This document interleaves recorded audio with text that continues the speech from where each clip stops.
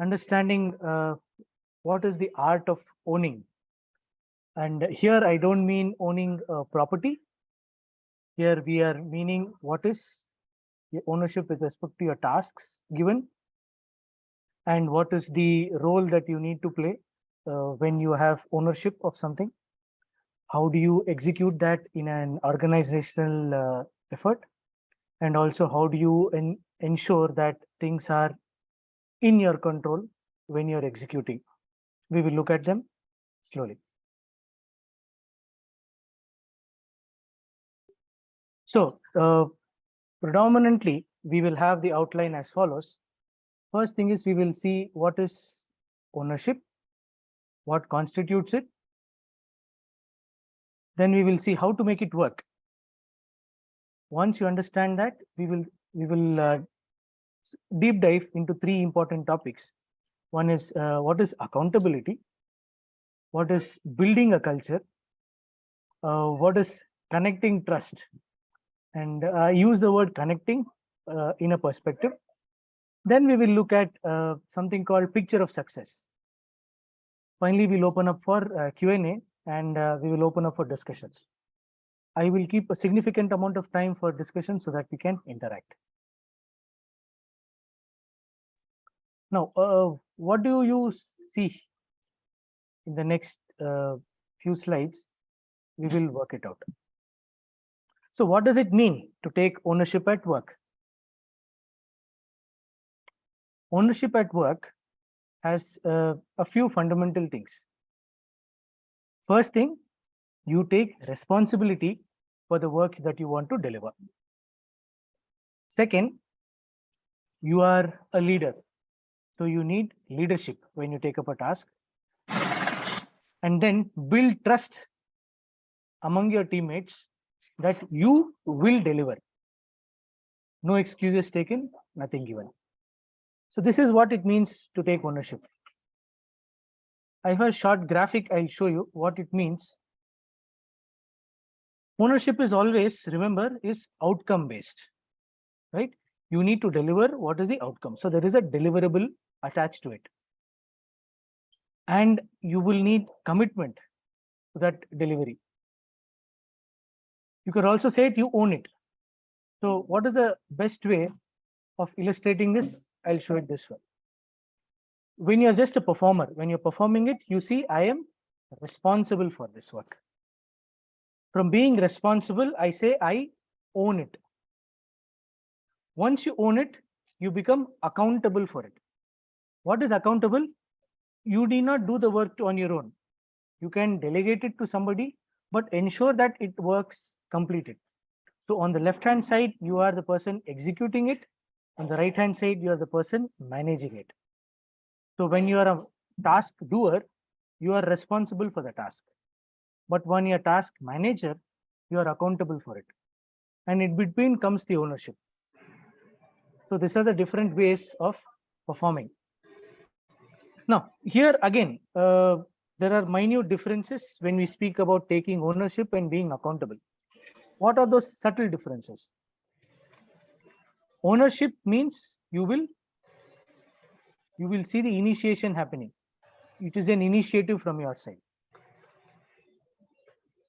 But when you are accountable, you are performing all the follow-ups. You are performing whether it is done effectively, done correctly, all the things that are needed to be there are present or not. All that is something that you will take care. Right? So this is what you will try and do.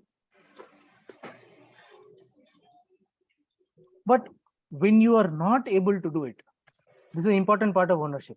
When you are not able to do it, you have to forward the work to somebody or communicate very early.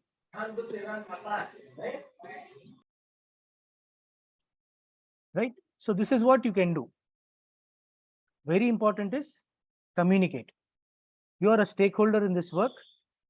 You have to communicate to all the stakeholders in the communication thread or the hierarchy and inform if you're able to do it on time or not. Very important thing in communication is trying to be proactive and being honest. Your customer or the person that you are delivering the work to will be angry that you're not doing it, but they will respect you for being upfront. This will allow you to gain their trust. It will allow you to gain your trust to them. You will build your trust in that. So that is the difference between taking ownership and being accountable. Ownership also is in the positive and in the negatives also. So you have to be sensitized about it. The most important thing is integrity. This is important as you grow. This is important as you execute more stuff, because you will be getting more stressful and more influential jobs or tasks. And when these influential tasks are coming, you have to have your own integrity. So integrity governs your ownership and being accountable. Integrity mostly comes when you're being accountable, because you have to do a lot of follow-ups. Bias should not come into the system. So that is where you will see this coming into the picture.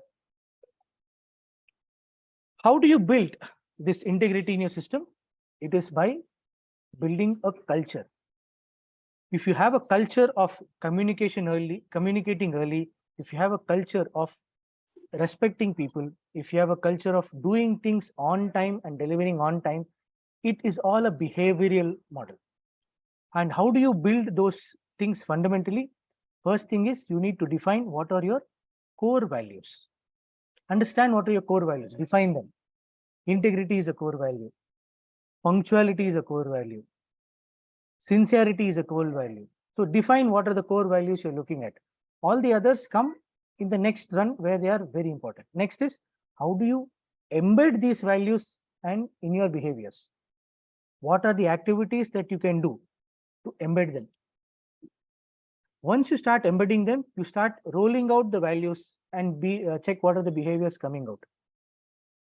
And after that, you tell what are the associated behaviors that will come up.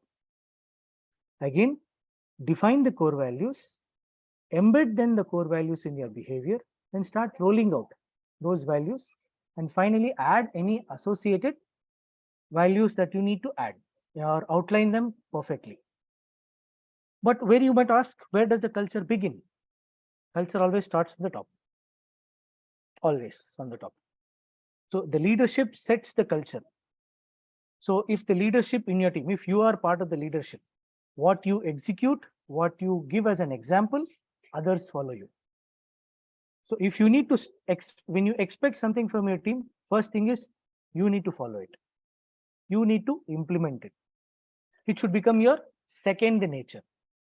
Because as it comes as a default to you, you will actually see it embedding into your behavior. Now, what does this do? It adds positivity in your system. With positivity, you say you care for those people, right? People start caring for you. It is a two-way journey. With care comes empathy, right? Empathy comes at all levels. It is more proactive. You understand and you empathize. But you also need a certain amount of sympathy. But sympathy is reactive. Sympathy happens after an event has happened, not while it is in progress or before it is happening. So you need to understand that empathy is of higher value than sympathy. You understand? Along with that, what you see is you have to acknowledge discomfort in people, because empathy will provide you that. If it is discomfort, if there is difficulty, you will understand that there is a difficulty, and this helps you building a culture.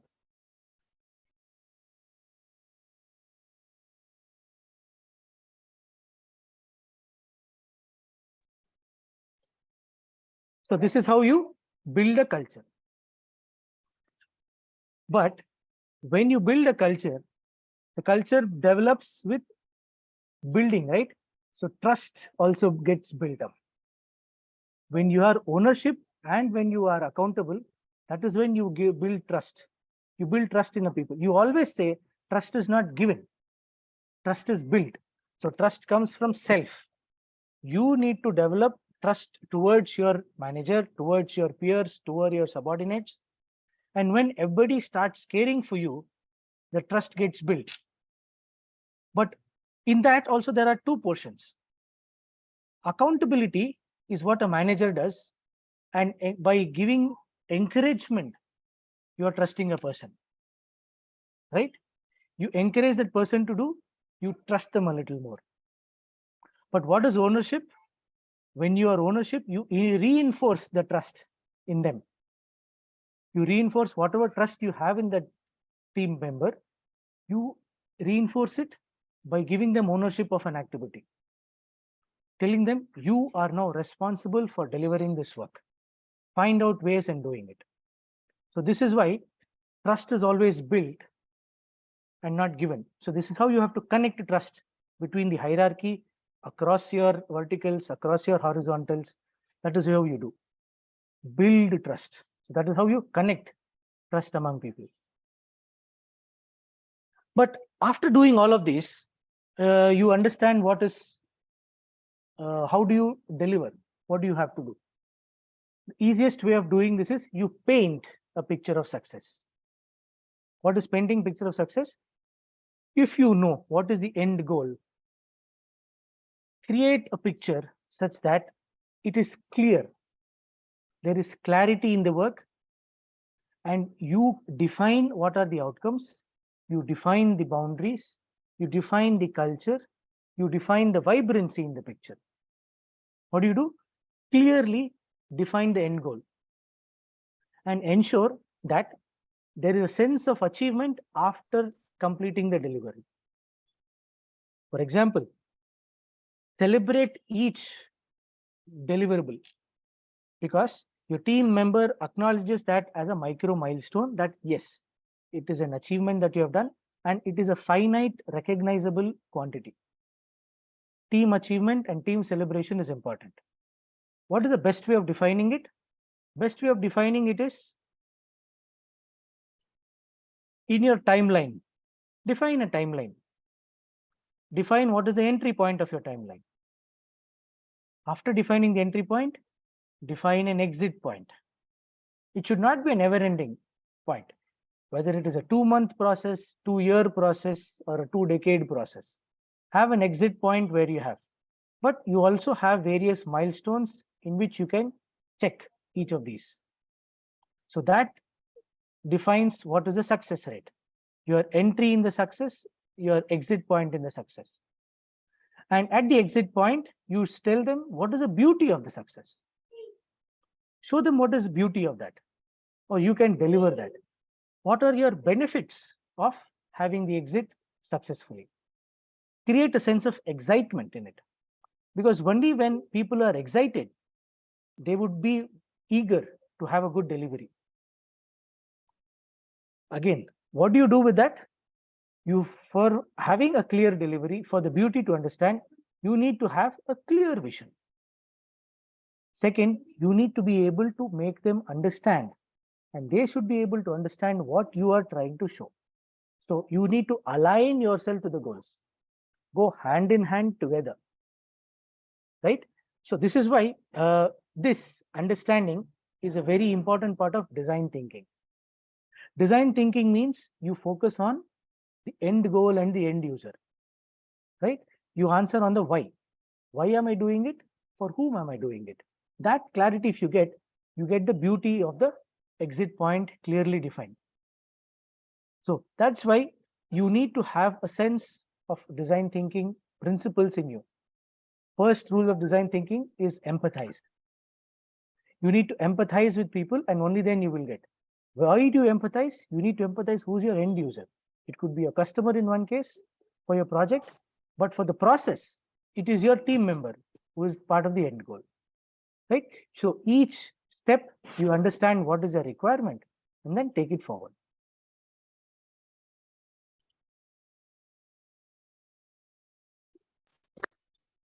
So next, what we do is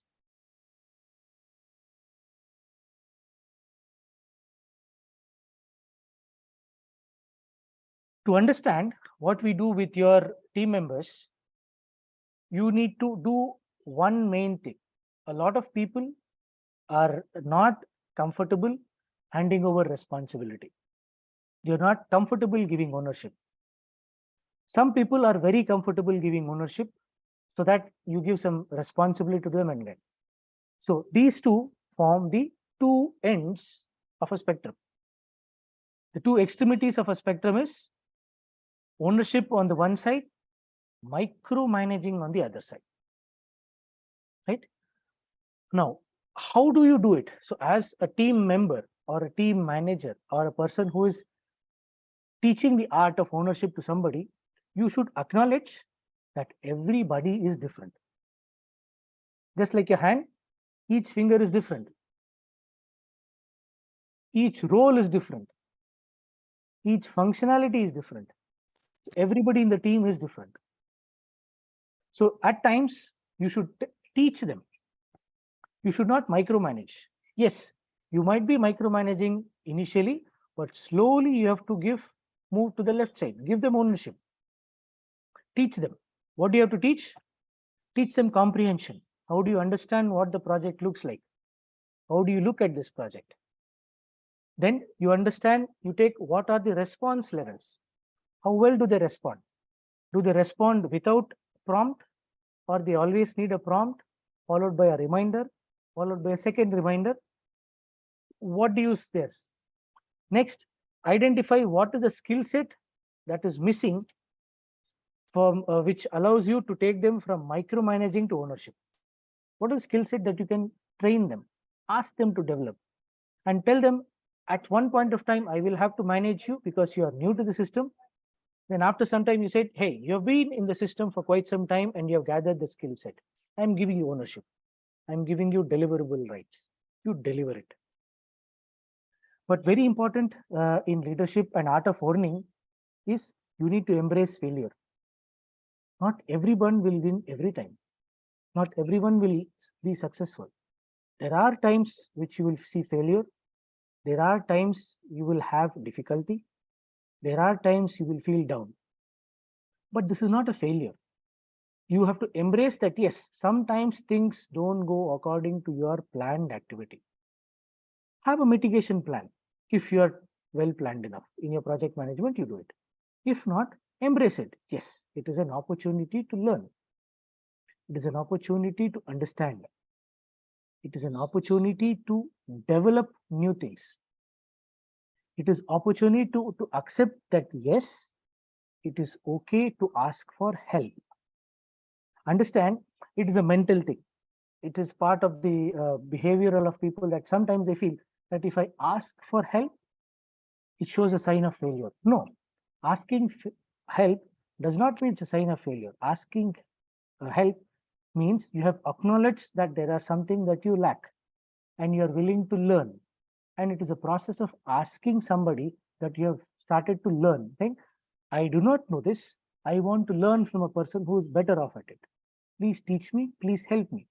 After that, you will learn. You can learn a second time also. So this is where you move from micromanaging to ownership. So this is what you have to understand, that you are okay. It is okay to fail, but it is also okay to embrace failure. Now, when you have failure, or when you need some help, or when somebody is looking for help, or when you're moving from micromanaging to ownership, you need to have a skill of listening, not hearing. There is a difference between the two. Hearing is to react. You really want to hear, you just want to grab the information given to you and immediately respond to them. It is hear, or not paying sufficient attention to them. Listening is an activity where there is comprehension, understanding, empathizing, acknowledging them. Okay. Now, in simpler terms, for example, an employee has an idea, right? An employee wants to share ideas with you. You hear those ideas and take no action, right? It is not a positive feedback. When you hear, you do not take action sometimes. But As an employer, when an employee gives you an idea, or as a team member, a teammate gives you an idea, a peer gives you an idea, when you listen, it is an action, it is an activity. And then if you take action and if you take no action, you have to give a reason for why you're not taking an action. That means the thought process has gone behind, right? So that is a positive feedback. Your team member will acknowledge that, yes, they have heard me and they have given me a reason for not taking a certain action, or they have given me a reason for taking action. So main important thing about listening is you have to give a logical closure to them. The easiest way of giving logical closure is document your thought process, right? You document it. When you document the thought process and hand over the documentation to the person who has given an idea, ask them to work on it. See, is it where? Now, another thing is, it is the situation demands. When you're listening, you have to also tell them in your logical closure what is the situation in which the design is. But you are not discrediting the idea now. You will say that in current situation, we are not able to process. In the future, if the situation changes, might be this is more apt answer. So that is why you should listen. You should not hear. And listening is a skill that we can develop over a period of time. And it is important that we listen. Now, if somebody asks, right, how do I differentiate or how do I identify if I am taking ownership or not taking ownership, or being accountable or not being accountable? The question is, see if these points are being put across as your response. If you're given an activity and if this are your response, then you will have to check. For example, it is not my fault. I sent him or her an email last week, but he didn't reply.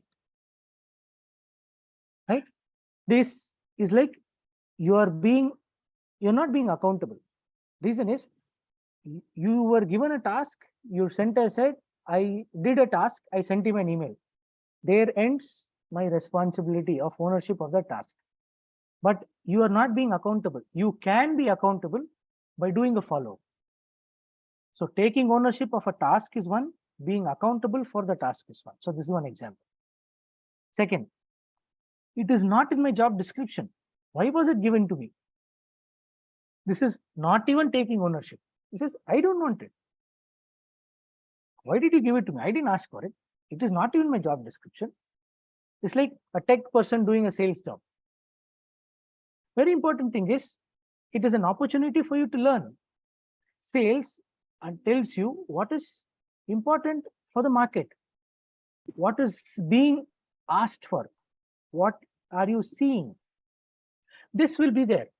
And sometimes a team member is given an additional task to see if they are capable of doing something new. Can you widen your horizon of work? Can you add a new feather in your cap?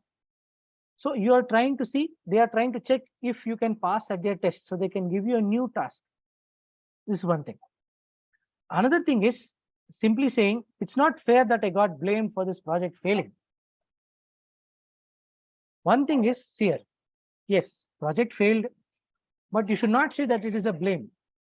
Sometimes you say it is a blame, but it is a collective effort from everybody. So it's a collective activity. But when you're a leader of a project, you have to take the responsibility of the outcome. Good also you will get, bad also you will get.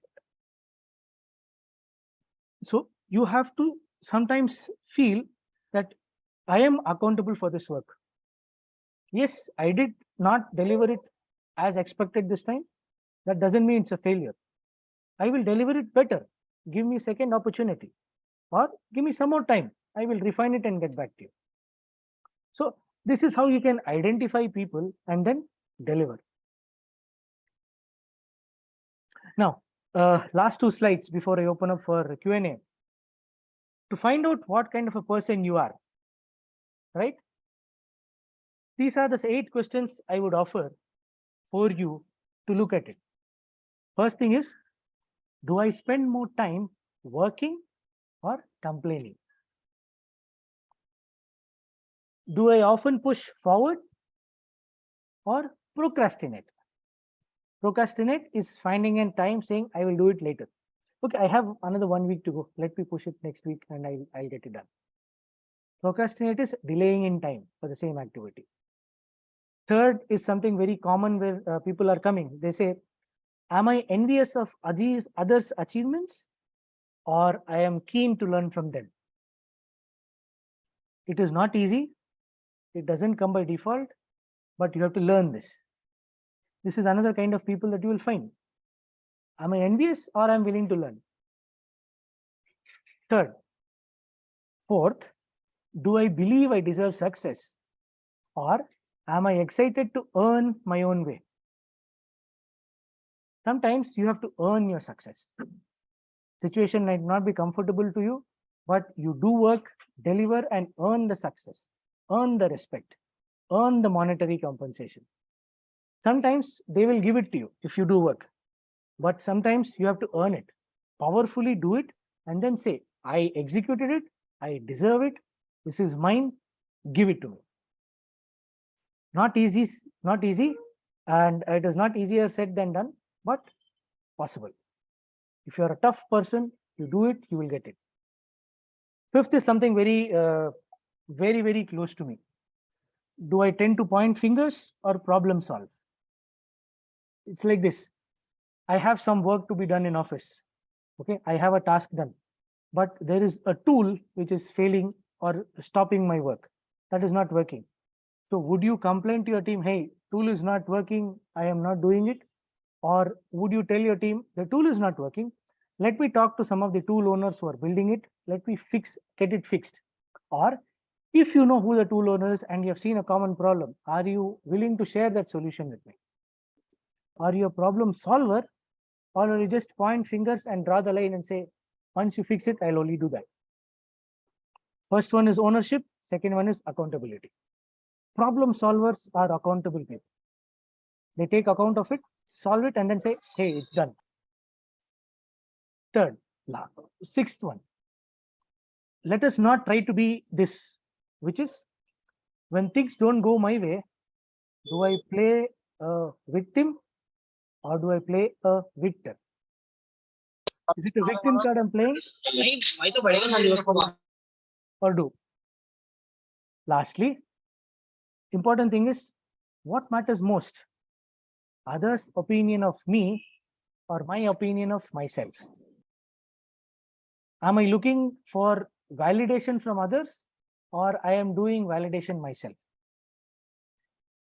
There are 2 stages. There is a first stage where you are looking for validation because you are not very comfortable or you are not very strong enough to control the outcome. You tell, yes, I need somebody to tell me I'm going in the right direction. Technically, sometimes in my work, I'm asking for it. For example, but when I'm doing some management related work, there are many big managers ahead of me. So I will ask them, am I doing it right? Does it make sense to you that I'm doing this way? But once I am strong in what I believe, I should be very clear that this is the opinion about myself. I know I'm doing it right. The environment around me may not be right, but still I'm doing it right and delivering.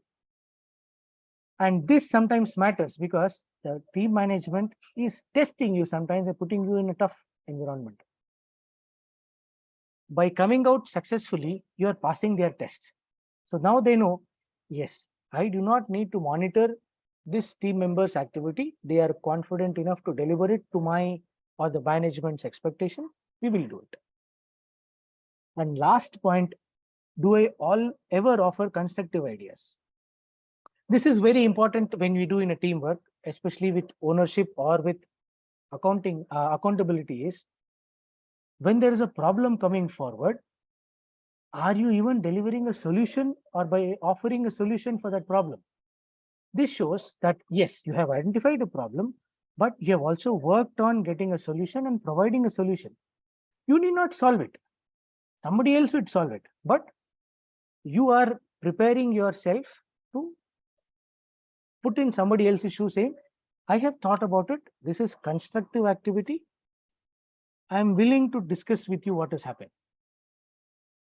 So these are the 8 points which help you check where in the scale are you micromanager, or you are responsible, or giving your ability to give responsibility or give ownership. Are you what do you say, owner of a task, or are you accountable? So these 8 questions will help you align your functional north to say which direction you're there and start aligning you. Right?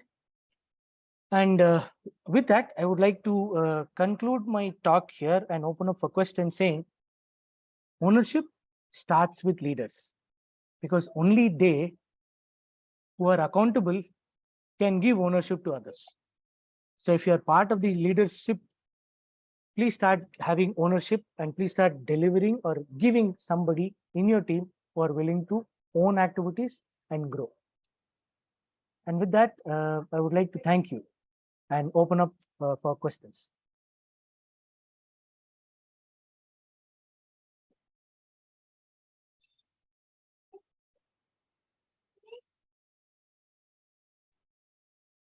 So any questions? Assalamu alaikum. Walaikum Jazakallah assalam. khair. Yeah, thank you for your wonderful session. I would like to ask you, how do we deal with employees who deliberately don't do their work on time, like they don't submit it on time and they are way past their deadline? So how do we confront them, or how do we deal with this situation? Okay. The first perspective is, can you find out why they are consistently doing that? Is there a reason for that? Generally, whether there are 2 things there. One, they have not been given ownership, is one of the main reasons why they delay. Second, they are discontent somewhere. Find out why they are discontent for it, why they are unhappy there. After finding out why they are unhappy, try and solve that problem. Once you try and solve that problem, you will be able to know, get the answer, and from then on, they will start delivering on time. This is something which I have practiced and I have seen happening.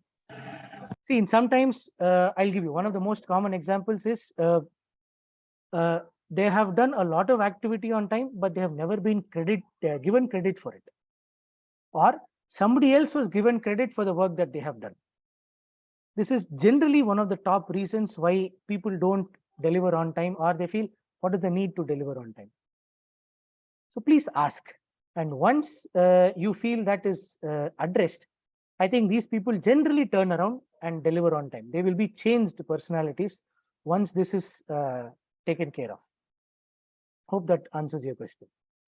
Yeah, that's a wonderful answer, and I totally agree with that. But the thing is, they choose to not to deliver on time so that they won't be overburdened, like they won't get more work. So they are delaying their first task so that they won't get another task. So what do we do? So typically this happens is when they are exiting again. That means there is a discontentment somewhere that I am getting all the work, but there are other people in the team who are not doing it enough. Is there a bias? Are they giving me work just because I am doing all the work? Am I good? Am I being punished for being good and efficient? That role is coming to me. So yes, I have seen that. There used to be a time when I used to do 1 week's work in 3 days and then say I've done. And they said, oh, this guy is fast. Let's give a second work. I used to burn the midnight oil for others' works. I was to be given a lot more ownership. But see, that times I said, okay, I am going to be accountable. I will do it. And this has a flip side. The advantage of doing this one was the management identified that this person works in stress, can execute fast, and is efficient. So I got moved to something called the A team. That other people used to do the work. And when they couldn't do it fast enough, The A team was pushed in saying, hey, you are the guys who can fix it fastest. Please fix so that we can deliver on time. So you get recognized also. So this is something that you should see. And there are two things happen.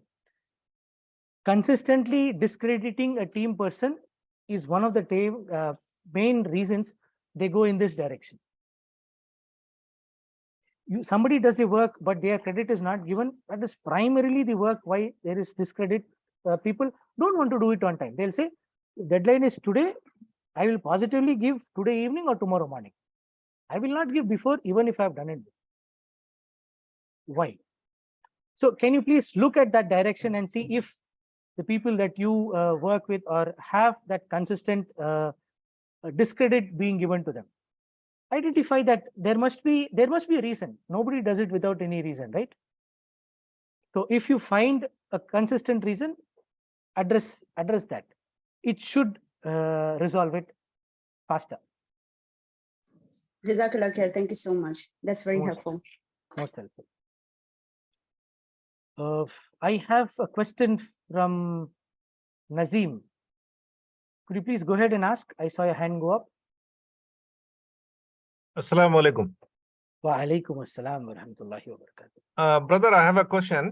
Very often I come across ego clashes between the workers. It will be very, very difficult to handle that situation. But is there any tip or some advice like how to manage the ego clashes among the workers?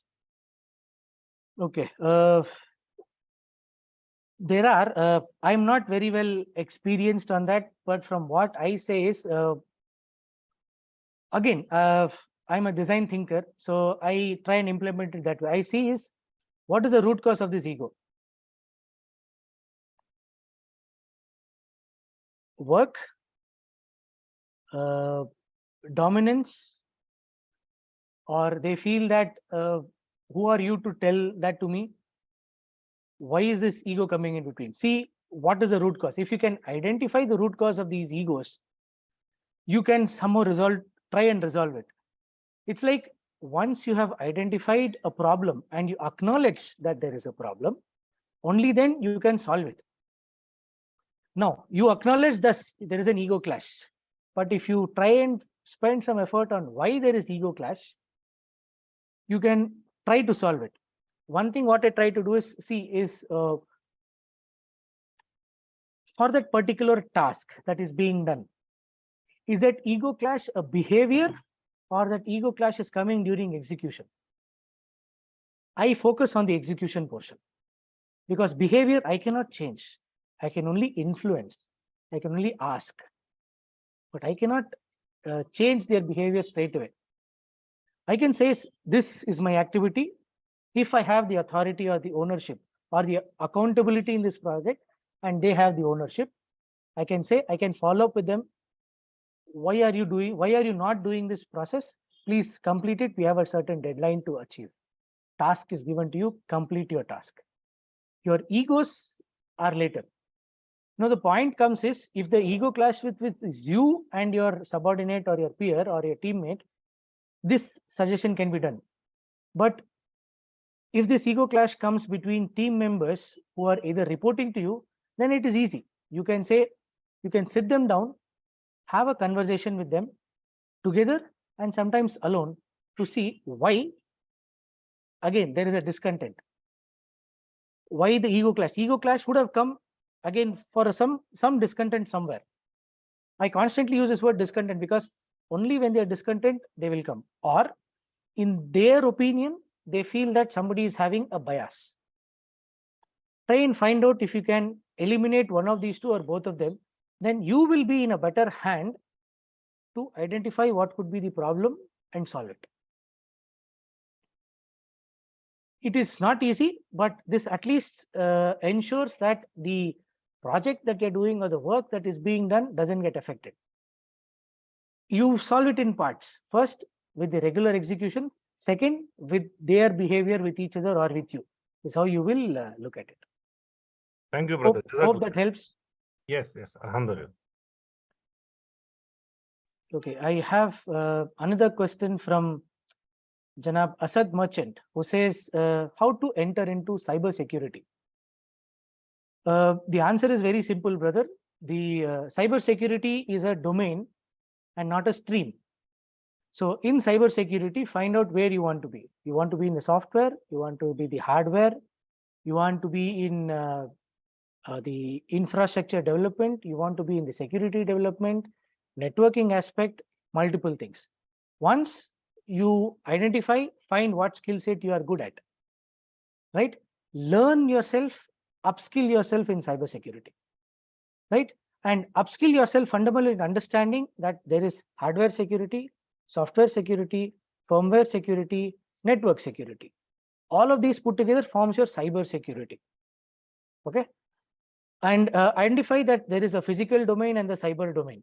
So when you are accessing anything from the physical to the cyber domain, you have particular gateways, you have vertical switches that you need to check for, and their respective controls. Get the ability to get the skill for it, to understand how it works, and then you will be able to enter. How do you enter? You have to reach out to people, network, understand how they do, and learn. And then it will be able to, you will be able to take things forward. Hope that answers your question. I saw one more hand going up. Can you please raise your, unmute yourself and ask the question?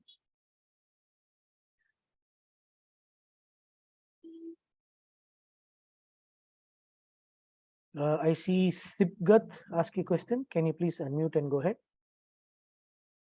Preferably you can come, if you show your face, it will be good. It will be as if I'm speaking to a person rather than to a monitor or a camera. So Yeah, Assalamu alaikum. Can you hear me? Salam. Yes, I can hear you. It would be nice if you could see you too.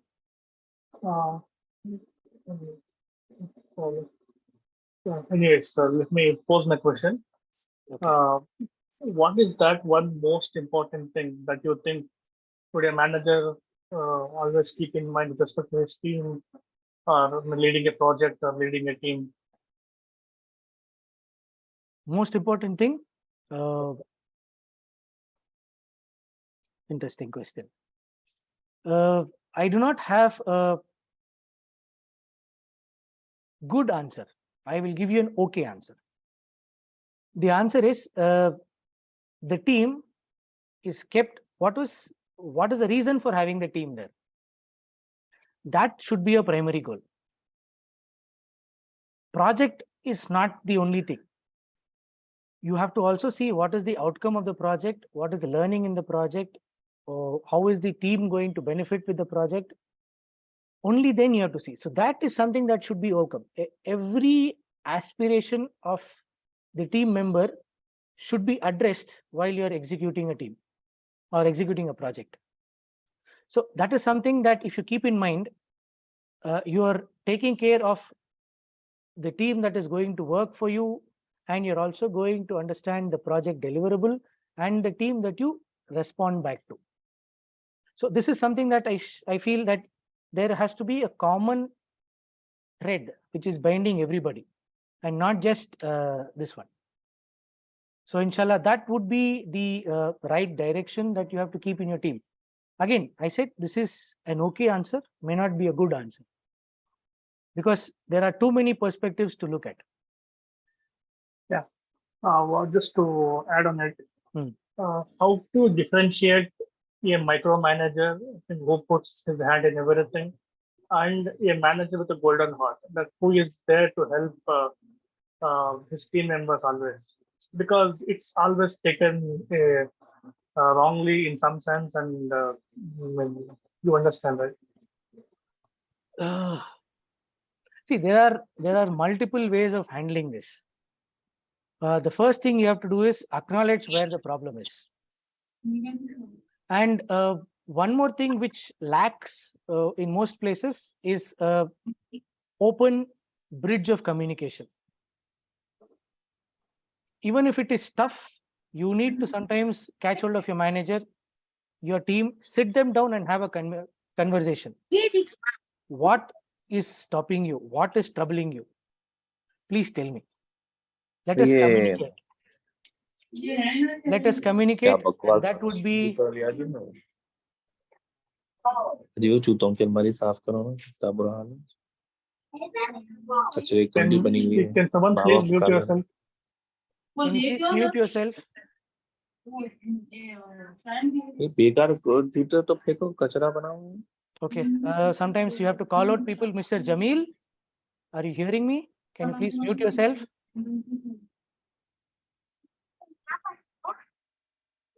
Mr. Jamil, can you please mute yourself? Sometimes calling out helps. People don't listen at the first time. Mr. Imtiaz Khan. Thank you. Yes, see, it helps. Sometimes communication helps. Yes, so this is something that you can try for. Hope I answered your question. No, Javed bhai, my question is a bit different. Let's say I'm managing a team, okay, and I am a person who is personally going to each team member and asking him every day or maybe twice a day, like what you are doing, what's happening, and all. Okay, that's one thing. That means I'm actually poking my nose in every activity that happens in the team. Okay. Okay. The other way is I make a small pockets like a 2-3 member group, and I give responsibility to these groups. Let's say I make some 6 groups like that.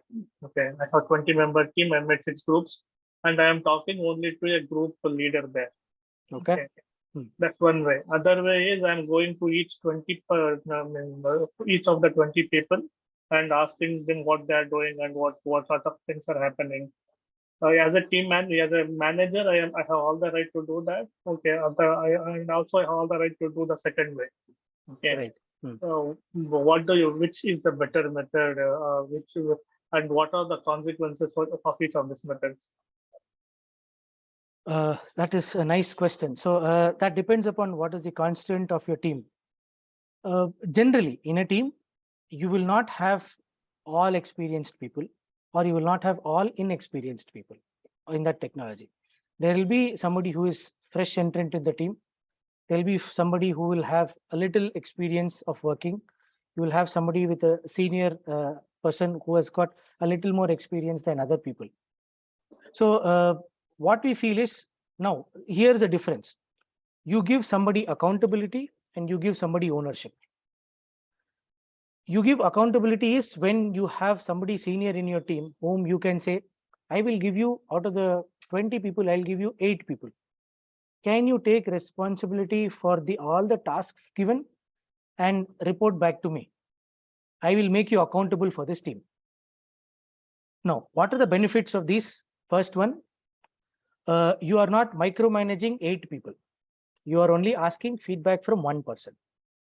Second, you are giving an opportunity for one person to grow by finding out, giving them responsibility and making them accountable, making them understand that yes, they need to find a way to get work done and report back to you. Third, it is a situation of growth for everybody, because now the youngest member in the team, not by age, by experience, sees that there is a senior project manager who takes the chance or takes the risk of delegating or subdelegating a small work to a group member, and that gives them the idea, yes, if I am good enough, I can gain the respect and the responsibility from my management to lead in some time in the future. So this helps in grooming people, and this also helps in building confidence in the team. Likewise, there will be another set of people who may not like to be accountable, but they are very good in their task. There you have to micromanage. Say, can you give me, rather than a weekly update, can you give me a daily update or once in 2 days update? Next, there might be a person who may not be good to handle 8 people because their skill set is not up. They are in the direction of getting 8 people. So you say, instead of doing 8, you can say, I'll give you 4. I'll give you 5. Can you do with a smaller team? Instead of having 5 tasks, can you do 3 tasks? So this also builds in the rest of the team that there is scope for us to grow technically and in managerial roles. And my manager also trusts me to give me accountability for 4 people. So skill set development, growth, trust, all of these comes in. Now, the style of work is yours. I cannot control that.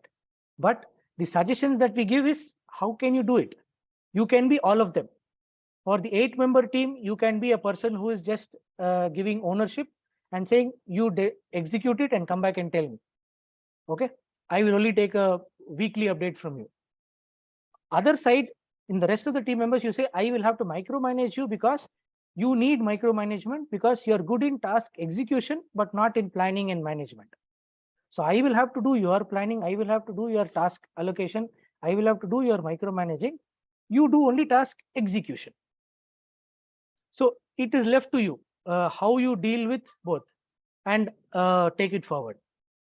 But there's one thing what I found was a team manager can never be just one. You will have to do all of them for some people and none of it in some people. When you have to do none of it, I think they are a very lucky manager because they have got a well-trained or they have groomed their team well enough. It's a long answer, but hope this helps. Yeah, right. That makes sense. If other team members have more questions, then I have a couple of more to ask. Let us give some chance to other people. Yeah, I will sure, come sure. back to you. Sure. There is a question from Muhammad Sagar. Why don't you unmute and ask that question yourself? Yeah, so the question is about the key subtle difference between the responsibility and accountability. Okay. In the context of the way we create RASI metrics, right? When you work across cross-functional team, what is the key difference between when you say you're accountable versus responsible?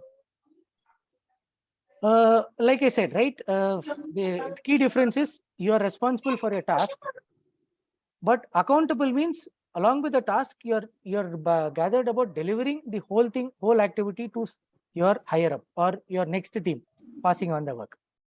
In simplistic terms, you can see RASI matrix has got other things. For example, you need to understand the I. Can you tell me what the I stands for in RASI matrix? I and C. C stands for consulting, I stands for informing. So I mean, Yeah. So in that whole thing is everybody wants to be responsible and accountable only, but nobody wants to do the consulted task and informed task also, right? Manager sometimes has to do consulting job also. You just only say, okay, you have a problem, but I know the person who has a solution. I will redirect you there, you figure out. That is consulting job. Information job also you have to do is, okay, I have information, I will gather information and give it to you. That is only information job. But being accountable means you know that there is a problem, you know who can do the solution, you get the work done is accountability. Seeing the difference? Yeah, Getting so the I work think- done is important. So typically, I think you will hold, it's one person who is accountable and you can have multiple responsible, right? Not the other way. Not the other way. You can never have multiple accountable people and one responsible people. If you have multiple accountable people, that's a dream team. Because you can divide the accountability and say, okay, you guys are accountable for one portions of it. Now find out people who are responsible enough to do it. And then come and let me know. That is a dream team. Having more than one accountable person in your team. But you have to ensure that among these accountable people, you be fair with them. You at least do clear partition of task and ensure that you give due credit. Then the accountable people will work efficiently. Giving credit is extremely important for accountable people. Being fair is extremely important for being responsible people. If you don't credit the people at the right time, you're not doing justice. So RASI matrix is there. So that is the difference. See, everything is not task-based. It is more behavior-based. You need to adapt. As a manager, you need to adapt your behavior to other people. Likewise, if you are a person of accountability, you need to adapt yourself. you will play a role in each part of RASI matrix in different stages of your career. But you are only going to move from one after the other as you grow up in their respective ladders. So the day you start acknowledging that, you will know that in one of the places you're only getting informed. You're not getting any task. In one place you are going to get consultant. When you reach a consultant state, when you're a little, show expertise. When you show expertise, you become a consultant. They will help you, come to you for short duration, gain information, and then go back. So consultant is great for technical side. Accountability and responsibility is great for management side. So each of these are present. Hope that answers your question, Mr. Mohammed Sagar. Yeah. Sure. Any other questions before I go to Sibgat Sab? I'm sorry, that is how I have to identify you. I don't know your name, sir. Kindly excuse me.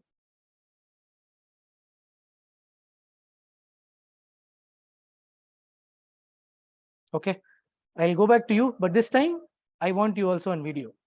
So please come out on video. There's some issue with my. Sorry, there's some issue with my cam. Okay, sure. I mean, yeah, I think it's apart from the topic that we discussed just now. Okay. How are you managing your since you came from academic background, you did PhD and MS? How are you managing or how could you able to switch your gear from pure research background to the project deliverables? At least for me, it is becoming. I also did my PhD. Okay. For me, it's become quite difficult to contribute in the research and exploring the new topics. At the same time, delivering the project deliverables. How could you be able to manage this? Okay. For this, I will give due credit to my PhD advisor. Okay. He created a culture in the lab in such a way that while you're doing your research, you're still doing a project. For example, I come from a background where we have to do chip tape out. It's we have to send our design for fabrication. So that is treated as a project. So we have a tape in deadline, say 3 quarters from now.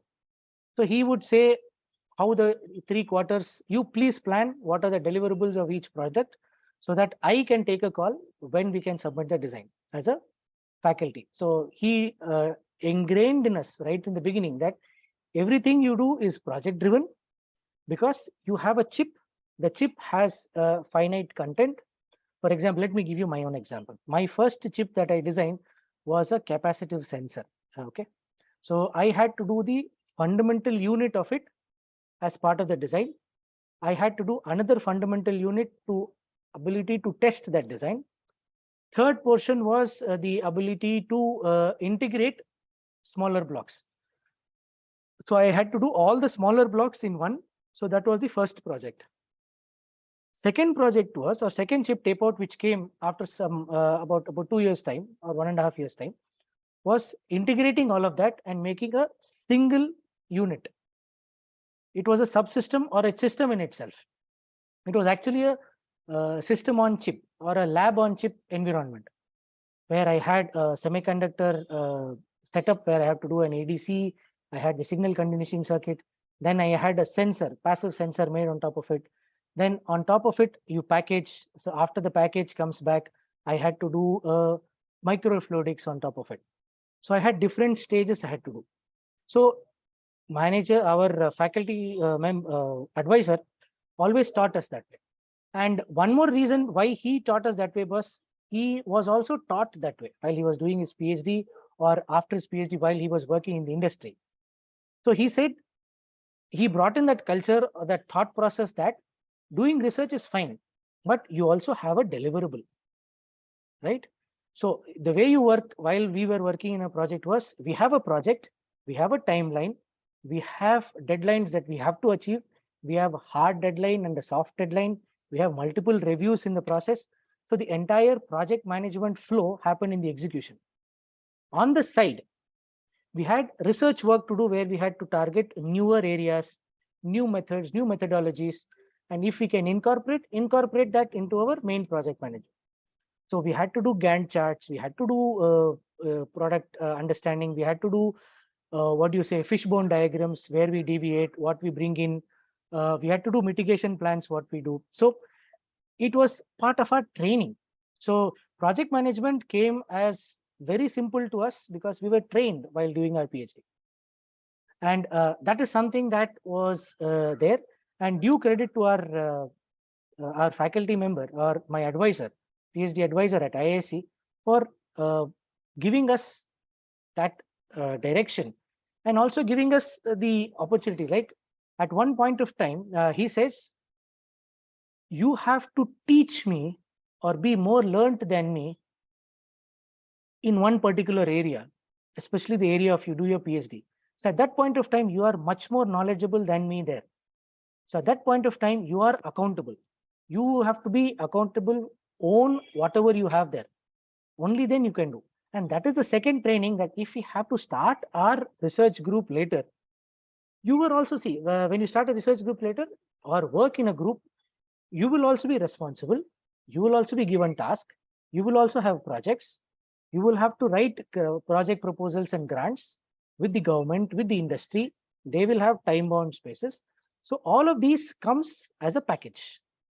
So PhD is a training platform for us. It is not a research platform for us at IISc, or at least that is what our advisor taught us, that you have to learn everything.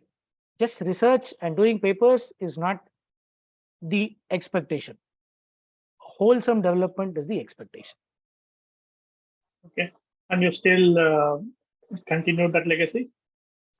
I am right now in the industry, and I am continuing that legacy because it is now second skin to me. It is so, we have been doing it for a decade and a half now, that it just comes by nature, and it is easier this way because I know where I cannot do some stuff, I take help or I hand it over to somebody who's accountable. And when I know I can take full ownership and deliver, I just take full ownership and deliver. Okay. Generally, don't you think it become difficult, at least in my telecom sector, the research is going in some direction and our deliverables are in some direction. There, don't you think it become a bit difficult to map them both? See, there are two things. One, the industry is governed by market factors.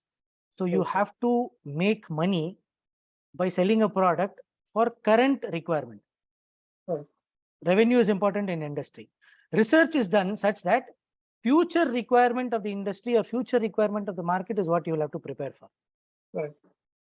If you are fortunate enough, both will be aligned in the same direction, only that one is a few years ahead of the other.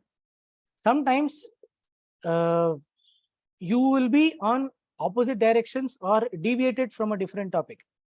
So this way, what will happen is the research in you should be looking one thought, or one eye should always be on that, saying where is that direction heading. And the day I jump from execution to that research, how quickly can I shift?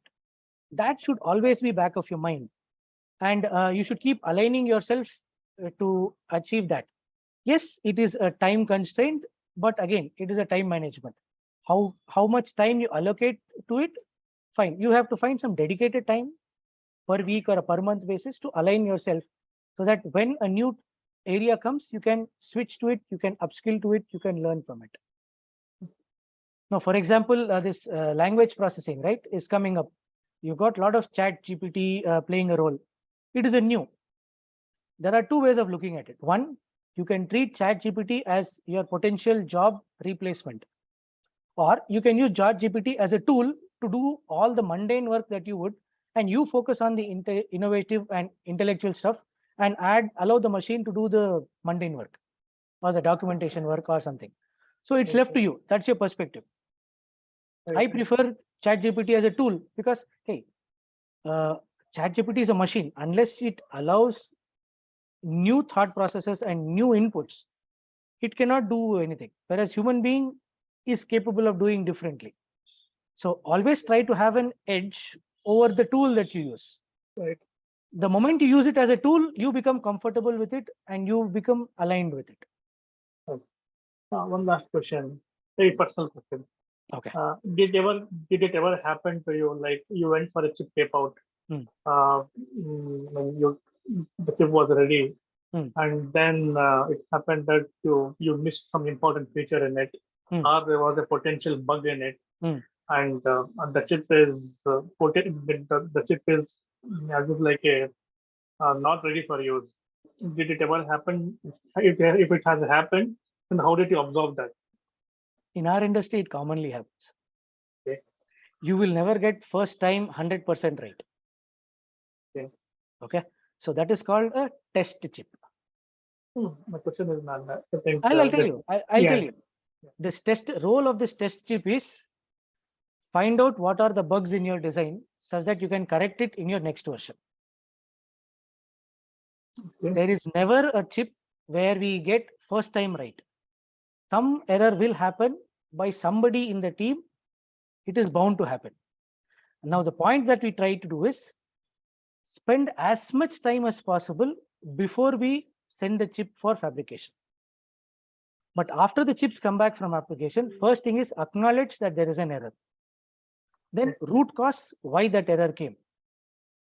In the next version, ensure that that error doesn't come. That's all. Let me put more perspective. Sorry, I think I'm eating more of your time. Just one question. See, let's say we have architect some model, for some design, and you started working on it. Down the line, after 3-4 months or maybe 6 months, you realize that this is not going to work. Okay.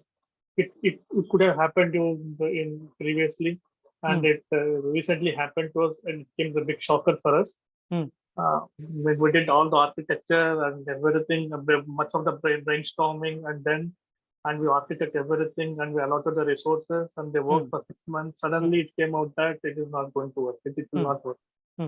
Then, in such case, how do you absorb that, and what could be our way forward? Okay. I'll tell you this simple anecdote. In the current VLSI industry, what we have observed generally is there are designers, there is a validation team, and there's a testing team.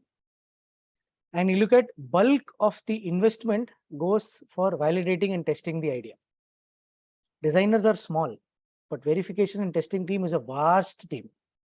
So you have to invest more in validating and testing that idea before you finally put it into a product. So yes, you are an architect, fine. A lot of brainstorming was done, fine. Implementation was done, fine. Okay. Now what is next?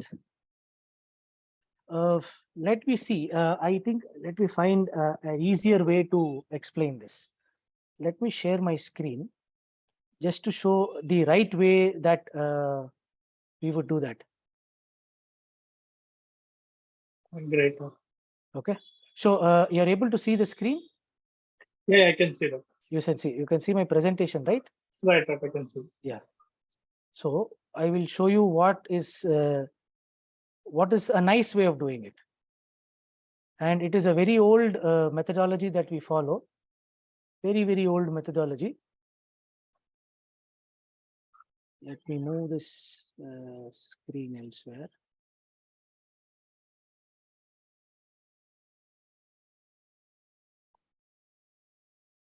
So what you do right now in your design is, this is your design and architecture space.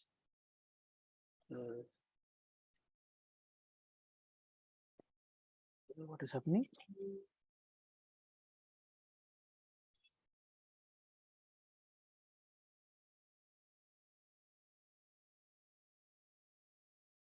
Okay, so let me do it.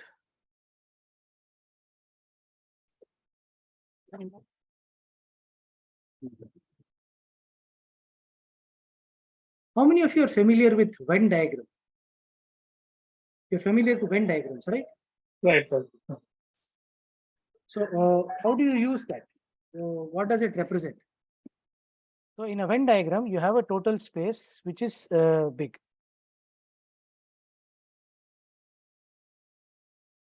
So this is your total space of operation. What you do in your design, right? You are designing saying these are all my variable space. This is what I am doing it for. And you will test this much. But what you need to test is the blue area, the negative space, where all this can fail. Okay. First, that is what you do. You have to find out where all it can fail.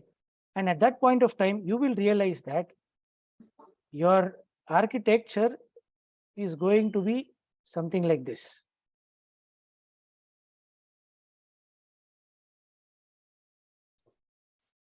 The red portion is your actual functional area. Okay. And the area that doesn't work is the yellow space which you thought will work. Okay. But the entire negative test space is this blue space. So as you try increasing your feature by adding more area that you try to capture, as you try and increase this in your next feature or your next revision, what you will have to take up is this red area will also be different. It may not always be the same. You will have to scale it.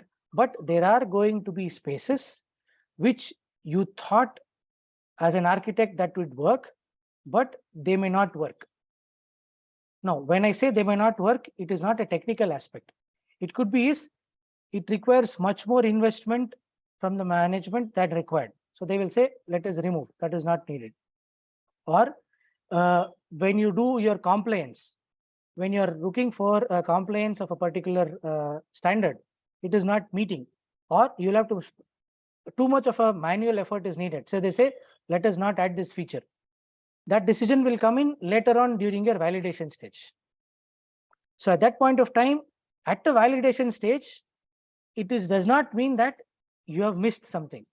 It's just that you have confirmed that, yes, this feature may not work for us right now. Let us park it to a side and take other things forward.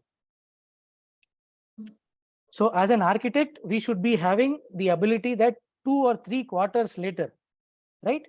When we're doing a validation for the complete system, we find that some feature is not feasible. We should have data-driven analysis saying this should not work, this may not work. Let us not invest any more time on it because the ROI is very less. Drop that idea at that point of time and proceed further. Another thing is every feature will not give you benefit every time. That is sure. Something you have to have the heart to drop. Yes, it might be something that you have contributed to, but in the perspective of the bigger project, where you have a wholesome view, this might be a very small aspect. You should have the heart to drop it and move forward. Right. And that's where that's the important thing. Yes. We should at least look at the bigger, look at the bigger picture. Is it there? Is it not there? Normal. Okay. I think what daughter is saying, enough is enough. Huh? Yeah, I had promised. Jazakallah.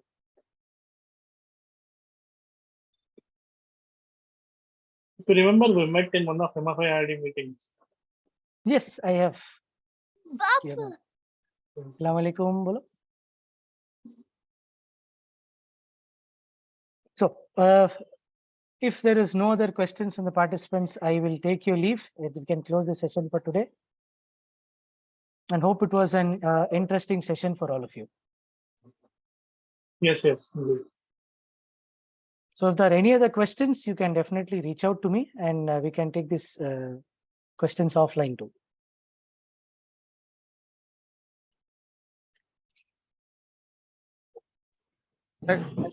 Thank you. Thank you for being a nice audience and for the interactive session. Jazakallah, Javed bhai. Jazakallah. It was so nice of you. to share all your knowledge and experiences with all of us. Inshallah. And yeah. I hope we'll all use this in our projects and daily lives, inshallah. So thanks a lot to you and all the audience. So with this, we close this session for today, inshallah. Assalamu alaikum. Walaikum salam. Thank you very much.